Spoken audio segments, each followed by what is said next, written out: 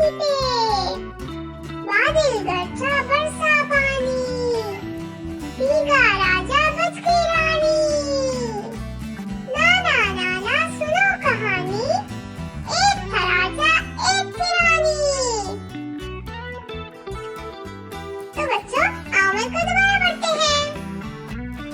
नाना नाना सुनो कहानी, एक था राजा एक थी रानी।